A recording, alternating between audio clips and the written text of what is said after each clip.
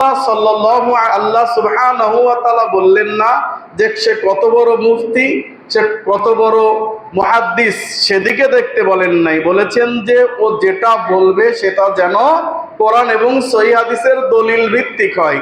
সে যেই বলুক না কেন সেটা যেন কোরআন এবং সহিহ হাদিসের দলিল ভিত্তিক হয়। তো রাসূলুল্লাহ সাল্লাল্লাহু আলাইহি ওয়াসাল্লাম তার জীবদ্দশায়, তার 63 বছরের জীবনে কোনোদিন একটা কথা আন্দাজ অনুমানে বলেন নাই। অথচ দেখা যায় আমাদের ওলামায়ে কেরাম শত শত ফতোয়া দিচ্ছে, যার সপক্ষে একটা ভুয়া দলিলও নাই। বুঝতে পারছেন তো? একটা ভুয়া দলিলও নাই। ইবনে হিব্বান মিশকাতের 748 নম্বর হাদিস, রাসূলুল্লাহ সাল্লাল্লাহু আলাইহি ওয়াসাল্লামের কাছে একজন ইহুদি পণ্ডিত আসলেন, অমুসলিম ইহুদি পণ্ডিত। ইহুদি পণ্ডিত এসে বললেন, ইয়া মুহাম্মদ, হে মুহাম্মদ, বলেন তো পৃথিবীর সবচাইতে উত্তম জায়গা, শ্রেষ্ঠ জায়গা কোনটা? তখন রাসূলুল্লাহ সাল্লাল্লাহু আলাইহি ওয়াসাল্লাম বললেন, আমি জানি না, আমি চুপ থাকবো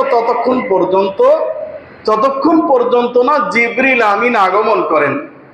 আমি তাকে জিজ্ঞাসা করে জেনে নেব। জিবরিল আমিন আসলেন। অতঃপর রাসূলুল্লাহ সাল্লাল্লাহু আলাইহি সাল্লাম তাকে জিজ্ঞাসা করলেন। এখান থেকে বোঝা গেল আল্লাহর নবী সাল্লাল্লাহু আলাইহি সাল্লাম ইচ্ছা করলেই বলতে পারতেন যে এই জায়গাটা উত্তম, ওই জায়গাটা উত্তম, কিন্তু তিনি তা না বলে জিবরিল আমিন আসার অপেক্ষা করলেন।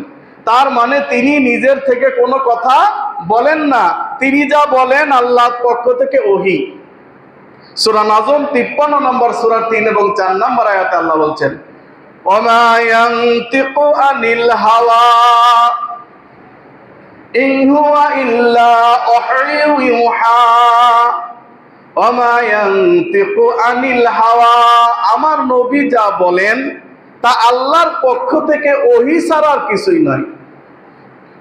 তিনি নিজের পক্ষ থেকে মন মতো খুশি মতো কোনো কিছু বলেন না। তিনি যা বলেন আল্লাহর পক্ষ থেকে ওহী যা নাজিল হয় তিনি তাই বলেন, তার বাইরে তিনি একটা কথাও বলেন না।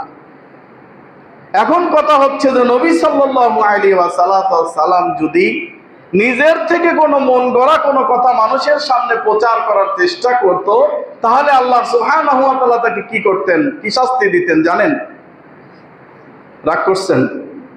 আপনাদের এই এলাকার নাম হচ্ছে তানোর থানা। তো আমি যখনই এই তানোরের নাম মনে করি তখন আমার সূরা হুদের কথা মনে পড়ে যায়। কেন জানেন?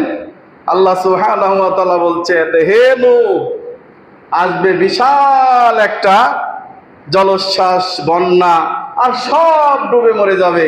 তার মানে কিয়ামতুস সুগরা, ছোট কিয়ামত হয়ে গেছে না, যায় নাই? নূহ আলাইহিস সালাতু ওয়াস সালামের প্লাবন হচ্ছে ছোট কিয়ামত, বড় কিয়ামত সামনে আছে। তো ফারানাত তান্নুর বলা হলো কোরআনে, যে তান্নুর মানে সেই চুলা থেকে আগুন উত্তেলিত হয়ে গেল, সেই থানোর আজকে আলহামদুলিল্লাহ। তো আমার এটা মনে পড়ে না, আমার ব্যক্তিগত মত, তখনই আমার এই তানোর থানার কথা মনে পড়ে যে এখানে তানোরের সঙ্গে কেমন জানি কোরআনের এই কথাটার মিল পাওয়া যায়। সুবহানাল্লাহ বিহামদি সুবহানাল্লাহিল আযীম। তো আপনারা কথা বলছিলাম যে আল্লাহ সুবহানাহু ওয়া তাআলা কথা ছাড়া যদি তিনি নিজের মন থেকে কোনো কথা পেশ করতেন তাহলে তার শাস্তি কি হতো জানেন? শাস্তি কি হতো? আল্লাহ বলছেন হাক্কা সূরা 69 নম্বর সূরা 40 থেকে 47 নম্বর আয়াতে, ওয়ালাউ তাকাওয়ালা আলাইনা বা'দাল আকাইল লা আখাযনা মিনহু বিল ইয়ামিন সুম্মা লাকাতা'না মিনহুল ওয়াতিন। আমার নবী যদি নিজের পক্ষ থেকে কোনো কথা বানিয়ে বলতে এটা শরীয়ত, তাহলে আমি তার ডান হাত ধরে ফেলতাম, তার গলা কেটে দিতাম, তোমরা কেউ তাকে রক্ষা করতে পারতে না। সুবহানাল্লাহ। তাহলে নবী সাল্লাল্লাহু আলাইহি সাল্লাম যদি তিনি আল্লাহর পক্ষ থেকে পয়গাম্বর হয়েও যদি তিনি নিজের মন থেকে কোনো কথা শরীয়ত বলে চালানোর চেষ্টা করত, তাহলে তাকে কি করা হতো? হত্যা করে দেওয়া হতো, তার গলা কেটে নেওয়া হতো। কিন্তু আমি আমার ছোট্ট গবেষণায়, আমাদের ভিতরে আমি ছোট্ট গবেষণায় দেখেছি 1000 আমল প্রচলিত আছে যার সপক্ষে একটা ভুয়া দলিল নাই। কি বুঝলেন? 1000 আমল প্রচলিত আছে যার পক্ষে একটা সহিহ হাদিস নাই। যার পক্ষে একটা জয়ীফ হাদিস নাই, যার পক্ষে একটা জাল হাদিস নাই, যার পক্ষে একটা ভুয়া দলিলও নাই, এরকম 1000 আমল প্রচলিত আছে। সব তো বলা সম্ভব না, দুই একটা এক্সাম্পল দেবো ইনশাআল্লাহ, দুই একটা এক্সাম্পল দিব। দেখেন, সালাত শুরু করতে গিয়ে 4টা বিদাত দিয়ে শুরু করে। সালাত শুরু করার সময় 4টা বিদাত, মানে সালাতে এখনো হাত বাঁধেই নাই, তার আগেই 4টা বিদাত, যা পবিত্র কোরআনে নাই, সহিহ হাদিসে নাই, জয়ীফ হাদিসে নাই, জাল বানোয়ার হাদিসও নাই। বলে না যে সালাত দাঁড়ানোর সময় যায় নামাজের দোয়া পরে কি পড়ে না, ইন্নী ওয়াজহাতু ওয়াজহিয়া লিল্লাযী ফাতারাস সামাওয়াতি ওয়াল আরদ পরে কি পড়ে না? এটা কোরআনের আয়াত, কিন্তু আল্লাহর নবী বলেন নাই যেটা যায় নামাজে পড়তে হবে, ঠিক না? অতএব এটা কোরআন এবং সহিহ হাদিসের কোথাও নাই যেটা যায় নামাজের দোয়া। এবার আসেন নিয়ত করে, নিয়ত করে না, নিয়ত পরে, নাওয়াইতু আন অমুক সালাতের নিয়ত পরে কিনা, এটাও পবিত্র কোরআন এবং সহিহ হাদিস তো দূরে থাকে, একটা জাল বানোয়ার হাদিসেও নাই। এরপরে কি করে? 2টা গেল। 3 নাম্বার হচ্ছে বলে ইক্তেদায়া তো বিহাদাল ইমাম, আমি এই ইমামের ইক্তেদা করিলাম, আছে না নাই? আমি আল্লাহর কসম করে বললাম, আল্লাহর এই জমিনের উপরে আসমানের নিচে একটা ভুয়া হাদিসও নাই যে যেখানে লেখা আছে ইক্তেদায়া তো বিহাদাল ইমাম, ইমামের ইক্তেদা করতে হবে, আর এটাও একটা নিয়ত, এটা কোরআন হাদিসে কোথাও লেখা নাই। 4 নাম্বার, এবার ইমাম সাহেব বলে তোমরা তো বহুত নিয়ত করলা, আমারও তো নিয়ত আছে। কি নিয়ত? কি নিয়ত? আমি একদিন ফজরের সালাতে দেরি করে ফেলেছি, জামাত পাই নাই, তো আমি সেখানে গিয়ে দাঁড়িয়ে যখন সালাত আদায় শুরু করলাম, দেখলাম আমার পিছনে অনেকগুলো লোক এসে সালাত পড়েছে, কিন্তু আমার সাথে দাঁড়াই নাই। তো আমি তাদেরকে জিজ্ঞাসা করলাম, ভাই আমি কি অপরাধ করলাম? আপনারা যদি কেউ সালাতে দাঁড়াতেন, আমি তার সঙ্গে দাঁড়িয়ে জামাত করতাম, তাহলে আমি জামাতের সবটা পেতাম। তা আমি কি অপরাধ করলাম যে আমার পিছনে আপনারা দাঁড়ালেন না? বললো, আপনি যে ইমাম তার কি নিয়ত করছেন? আমি বলছি, ইমামের আবার নিয়ত করতে হয় এক্সট্রা? হ্যাঁ, আপনি জানেন না? আমি তো তখন বললাম, এত হাদিস পড়লাম, কোরআন পড়লাম, কিন্তু ইমামের যে অতিরিক্ত নিয়ত আছে তা তো জানলাম না। পরে এখন হাকিমুল উম্মত, উম্মতের ডাক্তার আশরাফ আলী থানভী রাহিমাহুল্লাহ, তার কিতাবে লেখা পেলাম, সেখানে লেখা রয়েছে যে যখন কোনো ব্যক্তি নামাজে দাঁড়াবে, ইমাম যদি সে নিয়ত করে নেয় যে আমি ইমাম, তাহলে তার পিছনে কেউ দাঁড়ালে ইক্তেদা করা যেতে পারে। নিয়ত কি? আনা ইমামুল লিমান হাদারা মা ইয়াহজুর, আমি ইমাম, কেউ উপস্থিত থাক আর না থাক। কথা বুঝছেন? আমি ইমাম, কেউ উপস্থিত থাক আর না থাক। আল্লাহর এই জমিনের উপরে, আসমানের নিচে মর্মে একটা ভুয়া দলিল নাই। এবার আসেন, আমরা প্রত্যেকেই সালাতে শেষ বৈঠকে বসি, বসার পরে হাতটাকে আমরা রানের উপরে স্থাপন করার পরে দেখবেন কেউ কেউ আশহাদু বলে উঠায়, ইল্লাল্লাহ বলে নামায়, আছে না নাই? আশহাদু বলে উঠায়, ইল্লাল্লাহ বলে নামায়। আল্লাহর এই জমিনের উপরে, আসমান নিচে আশহাদু বলে উঠাতে হবে, ইল্লাল্লাহ বলে নামাতে হবে, এমন একটা ভুয়া হাদিসও নাই। হাদিস তাহলে কি আছে? সহিহ মুসলিম কিতাবুস সালাত, ইসলামিক ফাউন্ডেশন কর্তৃক প্রকাশিত, খণ্ড নাম্বার 2, 1183, 1184, 1185, 1186, 1187। আল্লাহ নবী সাল্লাল্লাহু আলাইহি সাল্লাম বলছেন, মোট 5টা হাদিস আছে। রাসূলুল্লাহ সাল্লাল্লাহু আলাইহি সাল্লাম হাত এভাবে স্থাপন করে এই আঙ্গুলটাকে 53, আরবি 53 ন্যায় বানিয়ে ইশারা করতেই থাকতেন একেবারে শেষ পর্যন্ত। আহমদ মিশকাতের 967 নম্বর হাদিস, সাহাবায়ে কেরাম বললেন, আল্লাহর নবী আপনি সালাতের ভিতরে দেখি এমন এমন করেন, ব্যাপারটা কি?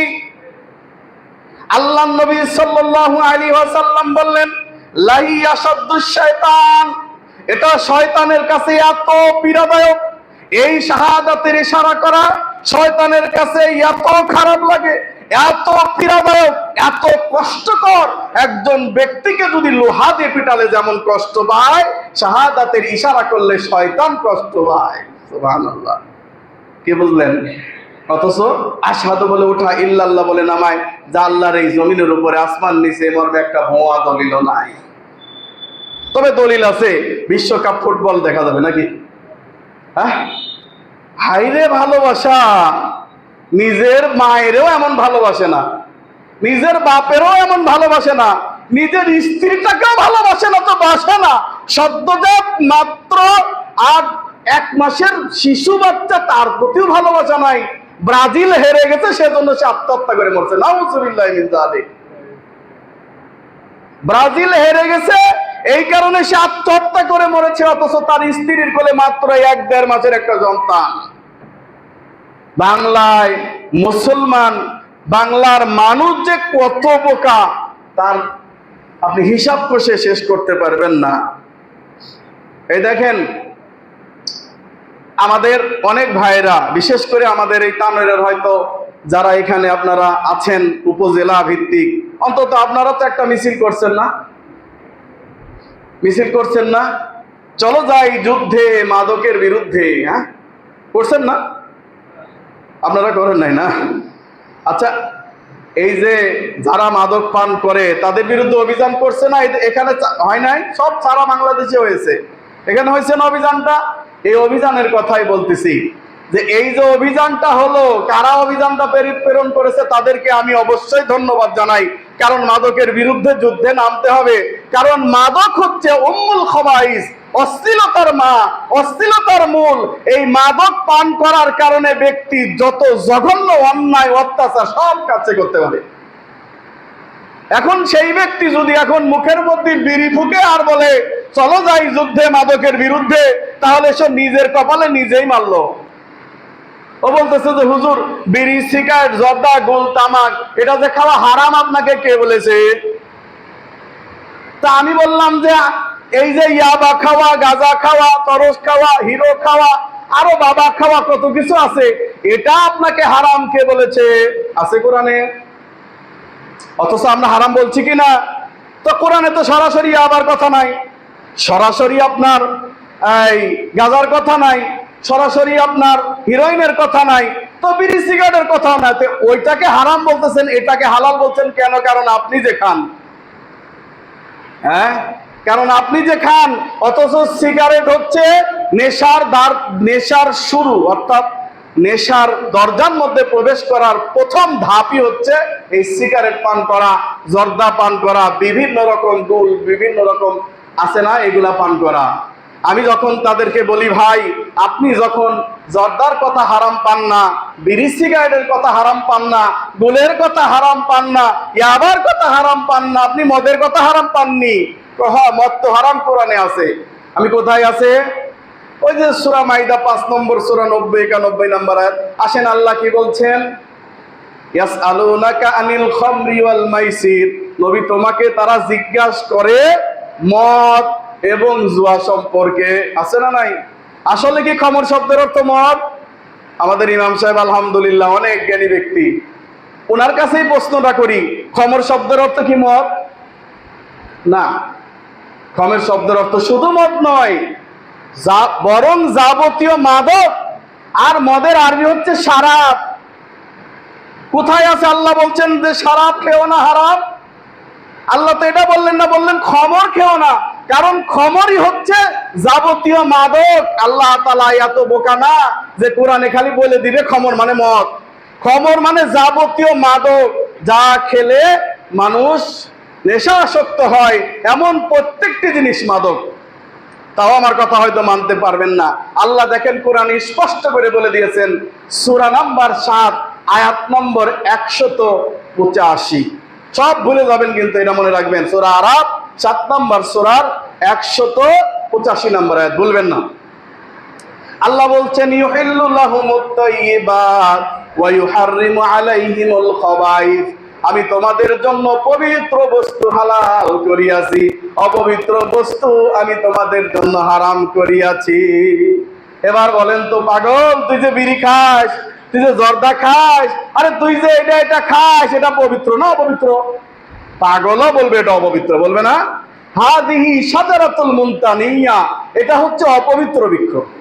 বহু বছর আগে আমি রংপুরে মাহফিলে গিয়েছিলাম, সেই বিরাট হরতালের মধ্যে রংপুরে শহরে পৌঁছাইয়া আমার জায়গায় যেতে 20 কিলোমিটার যেতে হবে, কোনো গাড়ি নাই। তো আমি অটো দিয়ে উঠলাম, অটো যাচ্ছে আর আমি রাস্তার দুই পাশে দেখি অনেক বাঁধাকপি গাছ। তো আমি জিজ্ঞাসা করলাম, আমাদের দেশে বাঁধাকপি গাছ লাগালে চারদিকে ঘিরা দেয় না? ছাগল খাইতে পারে, গরু, ছাগল, ভেড়া, শুয়োর ইত্যাদি খাইতে পারে, এই জন্য বেড়া দেয়। কিন্তু আপনারা বেড়া দেন নাই কেন? হুজুর জানেন না, এটা তো বাঁধাকপি না, এটা তামাক গাছ। এটা তামাক গাছ, এটা শুয়োরও খায় না। আমি বললাম হায় আফসোস, যা খায় না শুয়োরে তা খায় আমার হুজুরে, তা মসজিদের মধ্যে বসে কতক্ষণ ঠিক কিনা? রাগ করছেন? রাগ করলে করেন গা। এই যে মাদক, এই যে তামাক, এই তামাক শুয়োরে খায় না, কুকুরে খায় না, কোন রকম পশু তার উপর মারাইও দেয় না, কারণ জানে এটা অপবিত্র। পশু বুঝলো, মানুষ বোঝে না। রাসূলুল্লাহ সাল্লাল্লাহু আলাইহি সাল্লাম বলতেছেন, কুল্লু মুসকিরিন হারামুন, মুসলিম মিশকাতে 36-29 নম্বর হাদিস, প্রত্যেক মাদকই হারাম। মাসকারা কাসিরহু ফাকলিলু হারামুন, যার বেশি খাইলে মাদকতা আসে তার কম পরিমাণও হারাম। আহমদ মিশকাতের 4229 নম্বর হাদিসে রাসূলুল্লাহ সাল্লাল্লাহু আলাইহি সাল্লাম বলেন, ইয়াশরাবুন নাসু মিন উম্মাতিল খামরি ইউসাম্মুনাহা বিগাইরি ইসমিহা, আমার উম্মত মাদকের নাম চেঞ্জ করে দিবে, কিয়ামতের আগে নাম দিবে বুলডোজার, স্পিড, হ্যাঁ, বুলডোজার, স্পিড, টাইগার, এগুলার নাম চেঞ্জ করে দিয়ে তারা মদ খাবে। অতএব সাবধান হয়ে যান। এই মাদক পান করলে 40 দিন পর্যন্ত তওবা কবুল হবে না। 40 দিন পর তওবা কবুল করলে আবার যদি মাদক পান করেন, আল্লাহ তওবা কবুল করবেন না। শেষ পর্যন্ত ইবনে মাজাহ হাদিসে এসেছে, সেই ব্যক্তি মারা গেলে সে জাহান্নামে যাবে, আর জাহান্নামে গেলে তাকে ভিআইপি খাবার খাওয়ানো হবে, রাদাগাতাল খাবাল খাওয়ানো হবে। আর এই রাদাগাতাল খাবাল হচ্ছে সমস্ত জাহান্নামবাসীদের পুজ নিঃসৃত একটা ড্রেন দিয়ে চলে যাবে, এটা তাকে জোর করে খাওয়ানো হবে। অতএব বন্ধু সাবধান হয়ে যান। এ থেকে নেশার দ্রব্য থেকে একেবারে মূল থেকে ছিঁড়ে ফেলতে হবে, এর মূল শিকড় উপড়ায় ফেলতে হবে। আপনি যদি সিগারেট থেকে নিয়ে মূল শিকড় উপড়ায় ফেলতে পারেন, এই বাংলার জমিনে একজন নেশাকারও থাকবে না। আপনি নিজে বিড়ি খাবেন আর বলবেন চলো যাই যুদ্ধে মাদকের বিরুদ্ধে, কোনো লাভ হবে না। স্লোগানই থেকে যাবে, 2 দিন পর যা তা হয়ে যাবে। অতএব এতে কোনো লাভ হবে না। বন্ধুগণ, 1000 আমলের কথা বলতে পারবো, যার সপক্ষে কোরআনেও কোনো দলিল নাই, সহিহ হাদিসে কোনোই কথা নাই, তথাপিও আমাদের দেশে প্রচলিত রয়েছে। অনেক ইমাম সাহেব দেখবেন নামাজে ভুল করে কি করে না? খালি ইমাম সাহেব করে, আপনারা করেন না? ভুল সবারই হতে পারে, বনি আদম ভুল হবে, কারণ কুল্লু ইবনে আদম খাত্তা, প্রত্যেকটা বনি আদমের ভুল আছে না নাই? ভুল আছে। ইমাম সাহেব যদি ভুল করে, এটা আপনার জন্য ভাগ্য। কেন জানেন? কারণ আপনি নেকি ডাবল পেয়ে গেলেন। শয়তান চেয়েছিল সেজদা কমায় দেই, ভুলায় দেই, কিন্তু দেখা গেল সাউ সেজদা করার কারণে ডাবল সেজদা মেরে দিল। তাতে লাভ হইলো না লস হলো? আমরা অনেক সময় ইমাম ভুল করলে আমরা সমালোচনা করি পিছন থেকে শুরু, না ঠিক না? এটা ভুল করলে আপনারই সুবিধা, আপনি আরো 2টা সেজদার সওয়াব পেয়ে গেলেন। একটা সেজদা আপনাকে জান্নাতে নিয়ে যাওয়ার জন্য যথেষ্ট হয়ে যাবে, বলেন সুবহানাল্লাহ। তাইলে ভাই শোনেন, তো এখন ইমাম সাহেব চিন্তা করছে, ভুল তো করছি নাকি করি নাই, করছি কি করি নাই, নামাজের মধ্যে এরকম ডাউট হয় কি হয় না? তো উনি এখন কি করতেছে, ডাইন দিকে একটা সালাম মারে, আছে না নাই?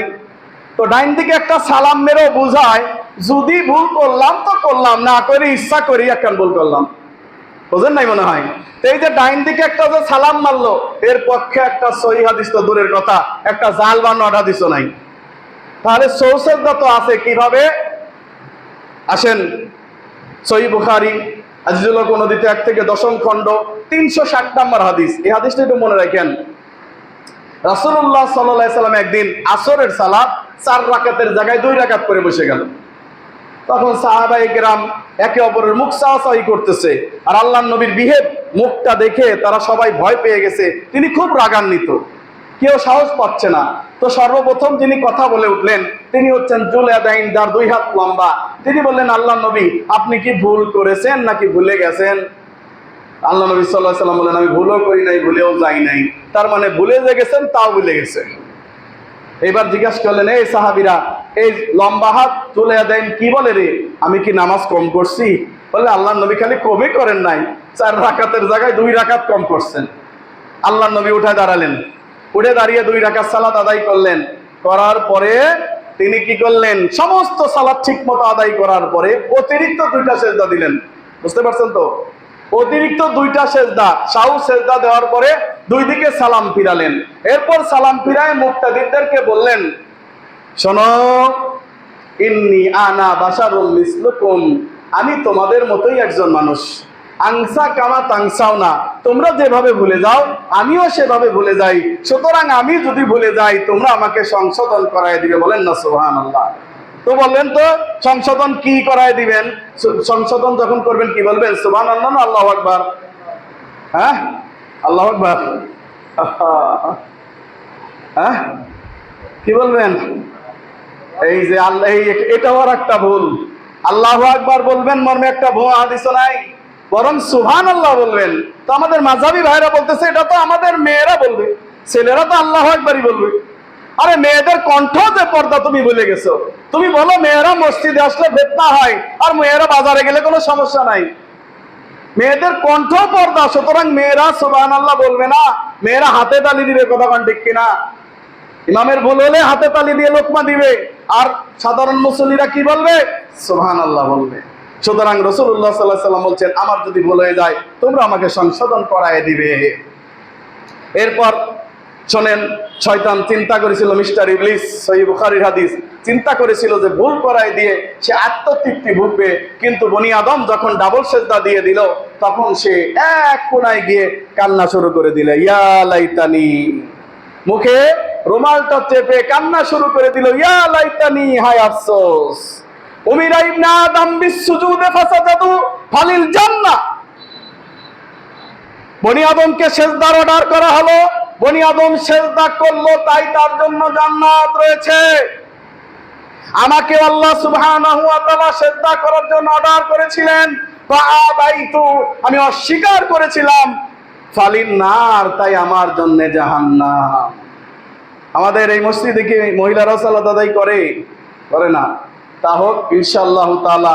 আবারও যদি কখনো সুযোগ পাই ইনশাআল্লাহ আপনাদের বাদ বাকি আলোচনা শোনানোর চেষ্টা করব।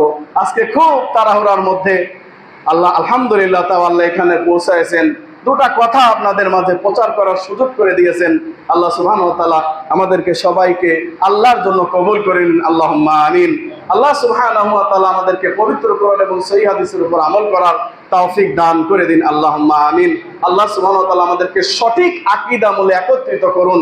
ওই যে বললাম না যে কেমন পাগলের পাগল, শেষ পর্যন্ত এত এফেক্টেড হয়েছে খেলা নিয়ে, ও বলতেছে যে মেসি মুসার রূপে ফেরত এসেছে। নাউজুবিল্লাহ। আমাদের দেশের এক নেতা, পাতি নেতা বলতেছে যে মুসা নাকি মেসি রূপে ফেরত এসেছে। নাউজুবিল্লাহ। আল্লাহ ক্ষমা করুন। এই যে পাপ আপনি করলেন, আপনার ঈমান ভঙ্গ হয়ে গেছে। এই ঈমান ভঙ্গের জন্য তওবা করে আবার মুসলমান হন। আল্লাহ সুবহানাহু ওয়া তাআলা আমাদেরকে সঠিক মুসলমান হিসাবে কবুল মঞ্জুর করে নিন, আল্লাহুম্মা আমিন। বারাকাল্লাহু লানা ওয়া লাকুম ফিল কুরআনিল আযীম ওয়া নাফা'না ইয়্যাকুম আয়াতি ওয়াজ যিকরিল হাকীম।